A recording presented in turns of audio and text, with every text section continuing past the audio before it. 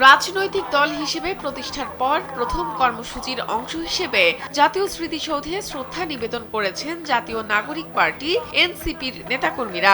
মঙ্গলবার সকাল ৮টার দিকে জাতীয় স্মৃতিসৌধে শহীদদের প্রতি শ্রদ্ধা জানান দলটি। এরপরেই গণমাধ্যমে কথা বলেন দলের নেতারা। এ সময় জাতীয় নাগরিক পার্টির আহ্বায়ক মোহাম্মদ নাহিদ ইসলাম জানান, সেকেন্ড রিপাবলিক প্রতিষ্ঠায় কাজ করবে তাদের দল এনসিপি। আর সদস্য সচিব আখতার হোসেন দেশের মানুষের কাছে দলের প্রতি সমর্থন প্রত্যাশা করেন। স্মৃতিসৌধে শ্রদ্ধা জানানোর আগে দলের নেতাকর্মীদের ২৪-এর গণ অভ্যুত্থানের বিভিন্ন স্লোগান দিতে দেখা যায়।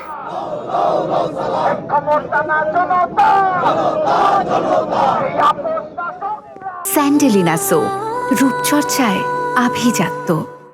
সোমবার এক সংবাদ বিজ্ঞপ্তিতে জানানো হয়, মঙ্গলবার সকালে সাভার জাতীয় স্মৃতিসৌধে জাতীয় নাগরিক পার্টির নেতারা মহান মুক্তিযুদ্ধের শহীদদের স্মরণে শ্রদ্ধা নিবেদন করবেন। শ্রদ্ধা নিবেদন শেষে তারা রাজধানীর রায়ের বাজারে সকাল ১০টায় ২৪-এর ছাত্র জনতার অভ্যুত্থানে শহীদদের কবর জিয়ারত করবেন। দুটি কর্মসূচিতেই জাতীয় নাগরিক পার্টির আহ্বায়ক মোহাম্মদ নাহিদ ইসলাম ও সদস্য সচিব আখতার হোসেনের নেতৃত্বে কেন্দ্রীয় সদস্যরা উপস্থিত থাকবেন। ২৮ ফেব্রুয়ারি বিকেলে রাজধানীর মানিক মিয়া এভিনিউয়ে বিশাল সমাবেশের মধ্য দিয়ে নতুন রাজনৈতিক দল হিসেবে আনুষ্ঠানিকভাবে যাত্রা শুরু করে জাতীয় নাগরিক পার্টি।